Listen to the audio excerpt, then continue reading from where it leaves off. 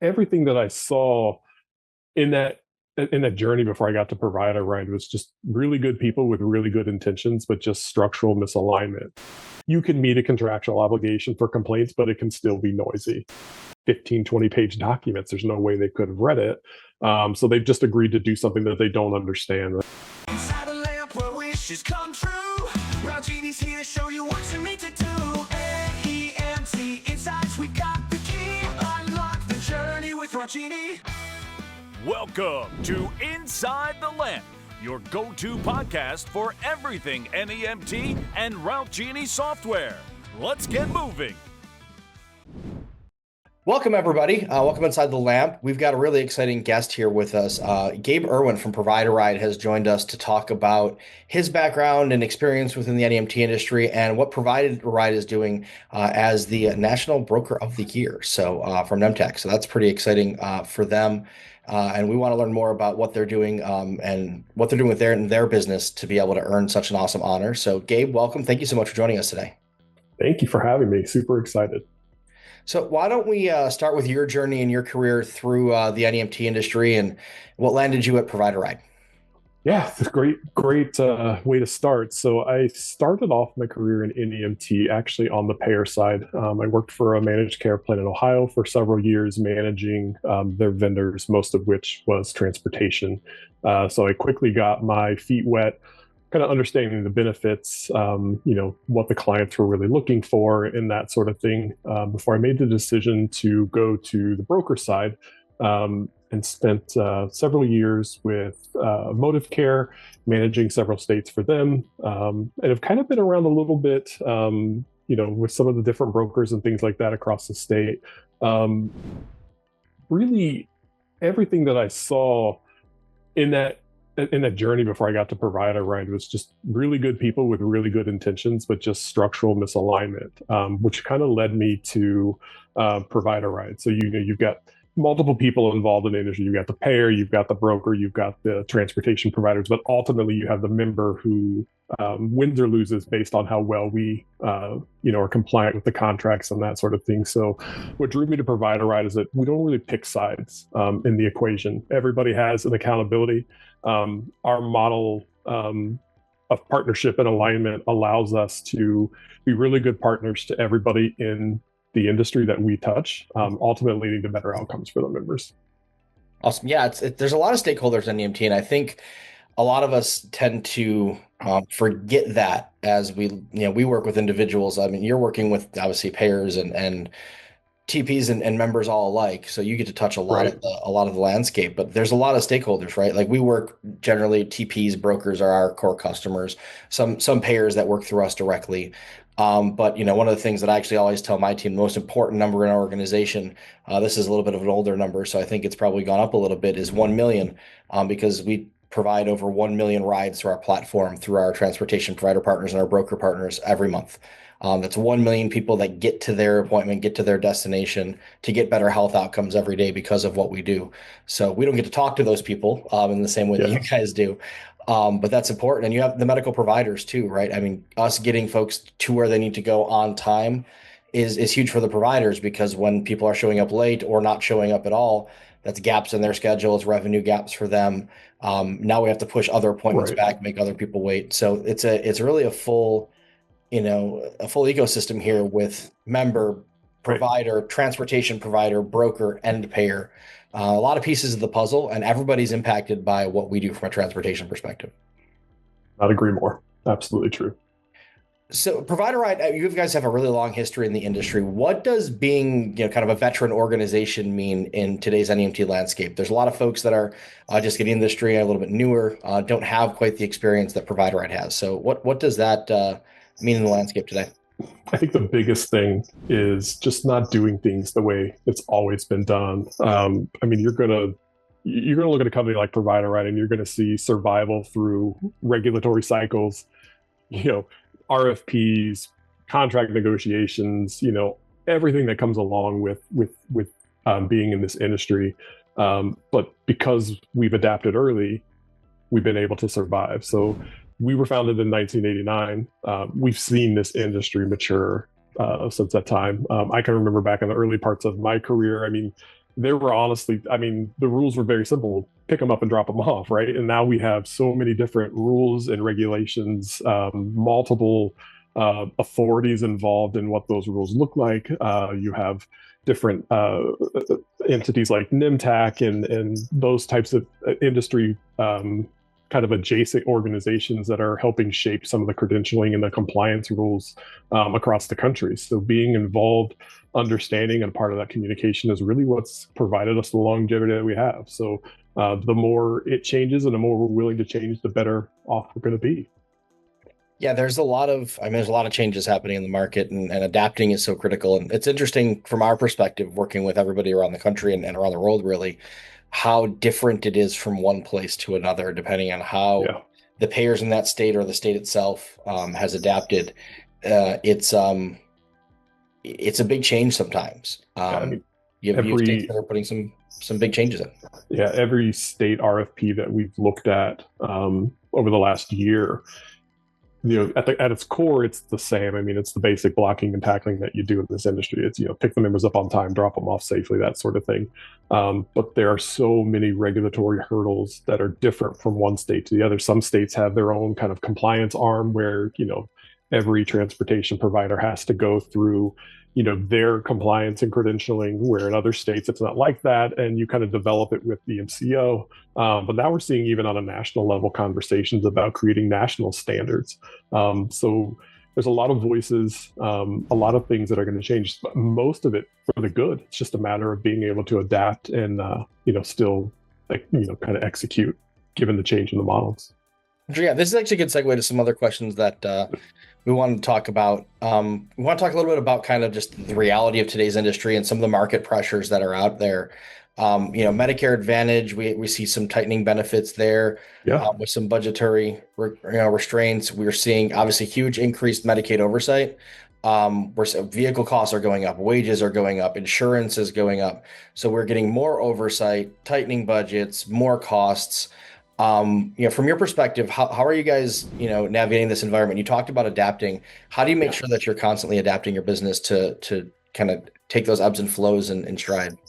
So we've done a really good job of getting involved in some of the right organizations that are kind of driving some of this change, right?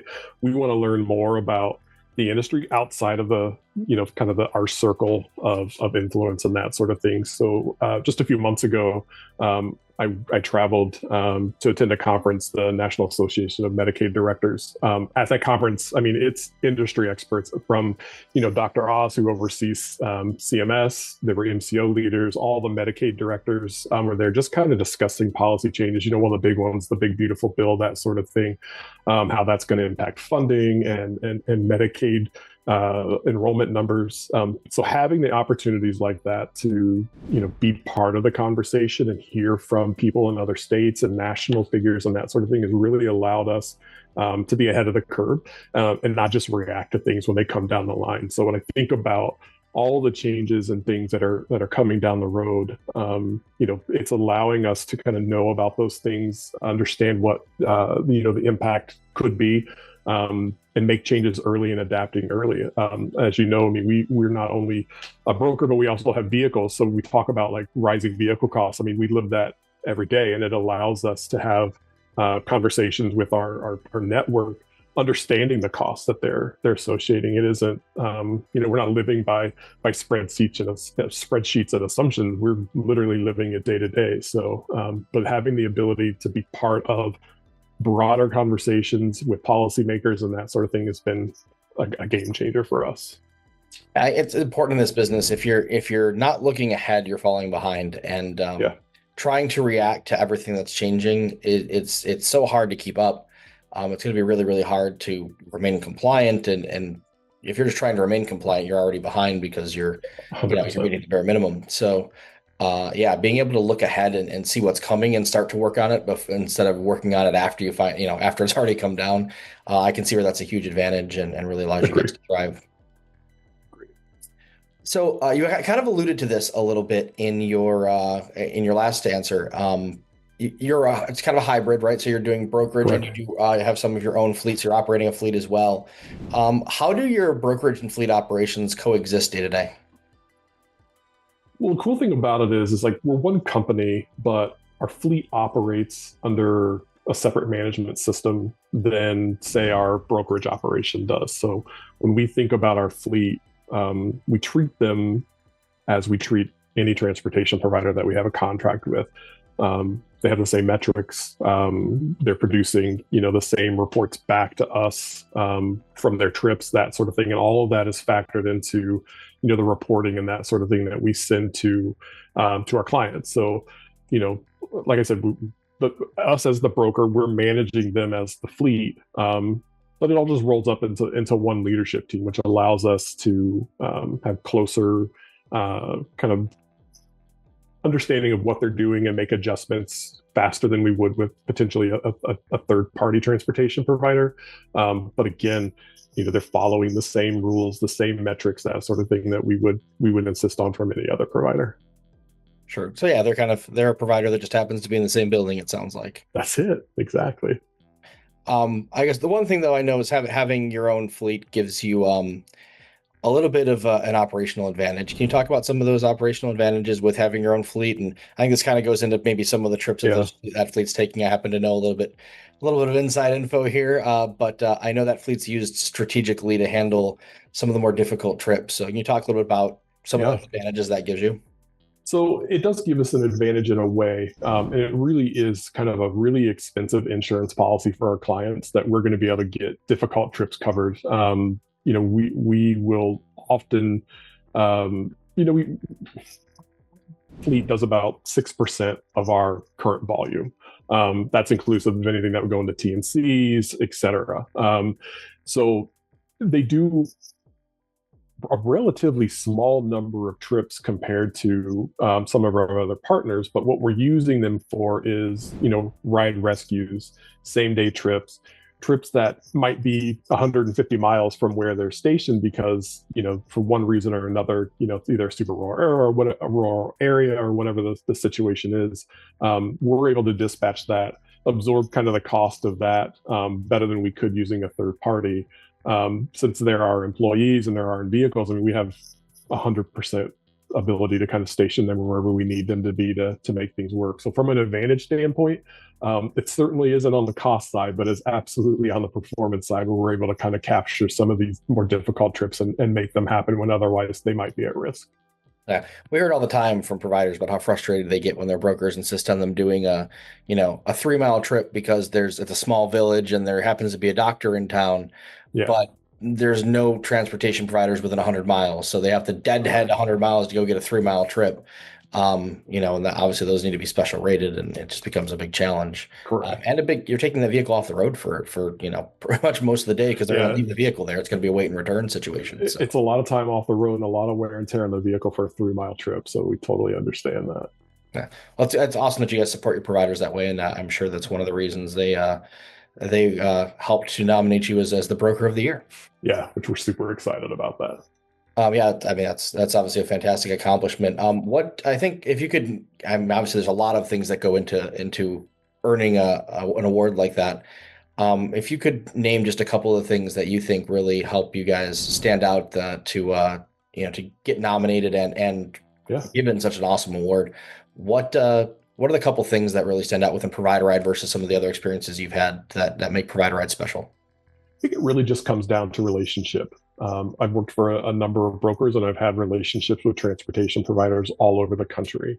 What we're able to do is kind of elevate that relationship, let the providers be, part of the conversation, communicating early when changes are coming, assisting them when they need assistance, and just supporting them all in all. I mean, let's use the example that you brought up with the 3-mile trip that's 100 miles away from, where a transportation provider might be. I mean, in a typical broker model, where you're either kind of forcing someone to do it, whether that means you're paying more or you're offering them, additional trips or that sort of thing.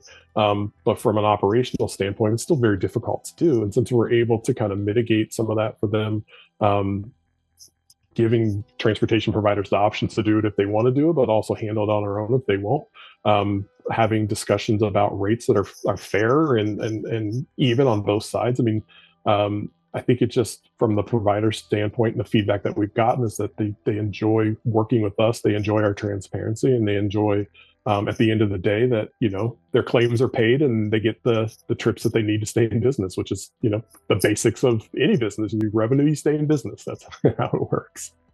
Yeah, good relationship should be a two-way benefit, right? That's what any good business relationship. If one side's winning and the other one's not, that's not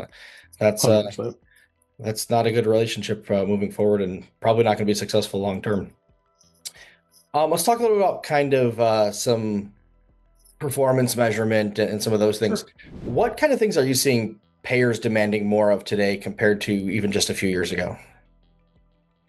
Transparency is a big one. We've got, we know the metrics that are important to the industry, right? But it's from the moment that phone call's put in to book the trip, or the app is used to book the trip, to when they're brought back home. There's a million metrics from start to finish, and they're all super important. They all tell a story. But at the end of the day, the payers are looking for transparency. They need to be able to look at the data, tell the story to, whether it's the Ohio Department of Job and Family Services or CMS or whoever else is going to be asking questions and requesting information from them. They need to have confidence in what they're reporting, confidence in what they're looking at. And they also rely on us as partners to help analyze that data and share with them what is the story. And when something is kind of funky, they expect us to talk about that, and not leave it for them to find it later on and go, oh, we noticed that, this metric, kind of looked weird in February. What happened? So it really comes down to just being really, really good partners, communicating clearly, and then following up with what we're doing. All the metrics are important, right? Everything that's contractual, everything that's just noise, it's all important to them. I think the payers just want to be able to trust who they're partnered with, and feel assured that the information that they're getting is accurate, timely, and helps them tell the story of how well they're doing. Really, it seems like some of these answers are going to be like you're reading my mind here, because they lead right into my next question. And my next question is around the most important KPIs that you're tracking, both as a broker and an operator, because they can be a little bit different, right? So, what are some of the big KPIs that you're looking at as an organization? Yeah, and let me just say, the best technology in the world is going to remove a lot of barriers in terms of automating things and that sort of thing. And, we're really big at Provider Right with having, world-class technology, but we also never want to lose that human touch, right? It's the people that make the difference. Not every member can book through an app, and not every piece of technology can tell you that there's an accident on I-75 that's going to slow you down. So it's every little piece from start to finish that's super important. And we don't want to lose that kind of that human touch in anything. But, the big things that, we're talking about right now, particularly internally, is kind of real-time data flow. We're measuring that. We're looking at, what's coming across from the providers in real time. We live in a world where, unfortunately, fraud, waste, and abuse is a big topic. That data flow allows us to kind of calm some of those fears, because there really isn't a middle person in there touching the data before it goes between the two entities, which is really great. But it also has kind of opened our eyes to some pivoting in terms of, how we're presenting that data and things like that. So we're watching that. Obviously, on-time performance is a big deal. Complaints are a big deal, but really it's just the overall, we refer to it as noise. It's just noise within the industry that we're trying to find ways to kind of quiet that. It isn't the things like you can meet a contractual obligation for complaints, but it can still be noisy, if that makes sense. So we often say like one complaint is too many, and that's true. One complaint could be one person that didn't get to the doctor that impacted their ability to get care, and that's a big deal. Does it still meet a contractual obligation? Sure, it does, but it also is a real person who was impacted, and we take that seriously, and we want to make sure that we're tracking those complaints down. If the provider was late, if we inputted the trip data wrong, whatever it was, we want to find resolutions for that, and solve for those things regardless of contractual obligations. You mentioned, again, kind of leading right in there, which is great. You mentioned the importance of having a strong technology, but also really strong people. But going back kind of on the technology side, what tools are really essential for you in terms of meeting your, your expectations and maintaining an efficient operation? Yeah, I think, like I said before, I mean, every broker has software. Every broker has, the ability to intake trips and produce reports and that sort of thing.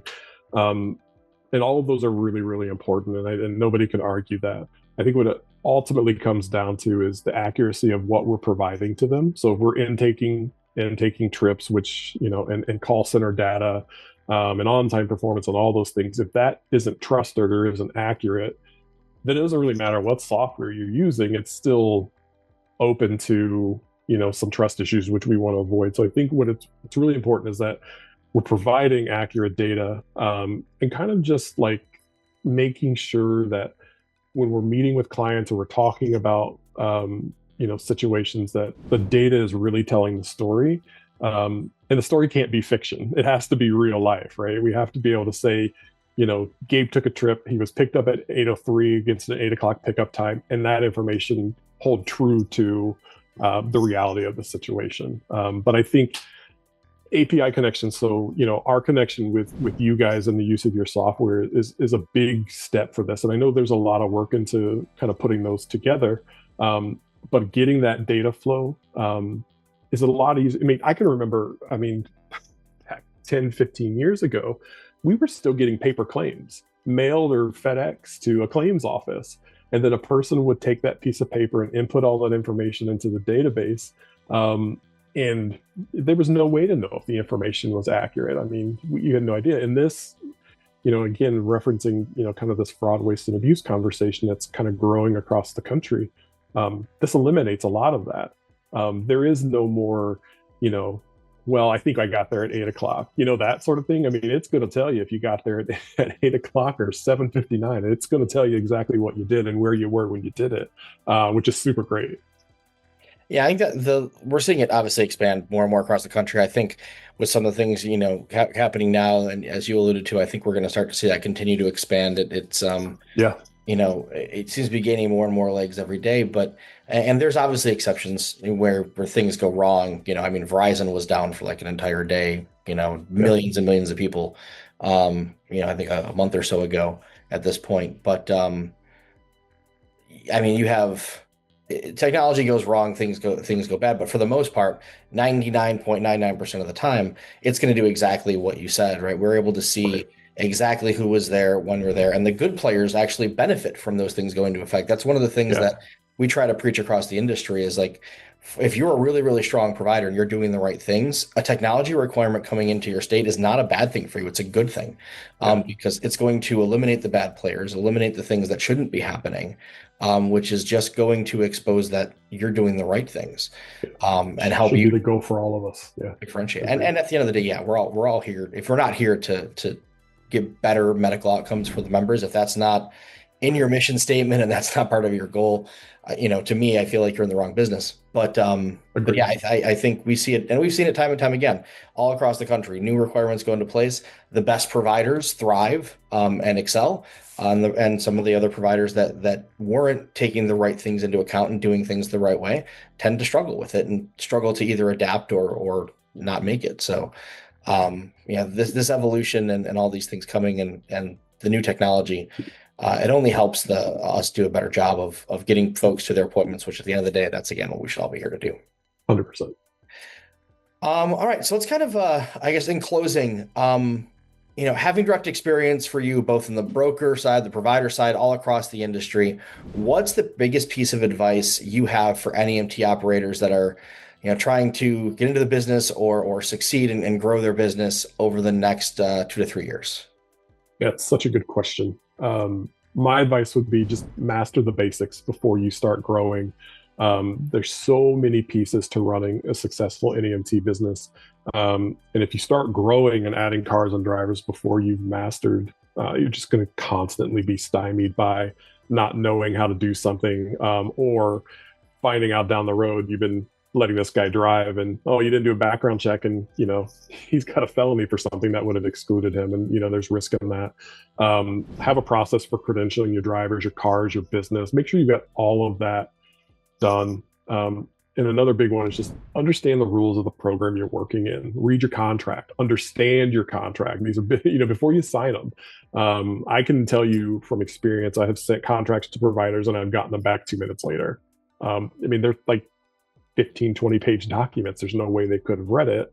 So they've just agreed to do something that they don't understand. And I think that's a huge deal. And this part's really for kind of everybody in the industry. And I've probably told 100 people this that have worked for me over the years. It's like, on your toughest day, when everything's going wrong, just always remember that every trip that you do is a person who you might have just changed their life. They might have just gotten to the doctor for the first time in 20 years.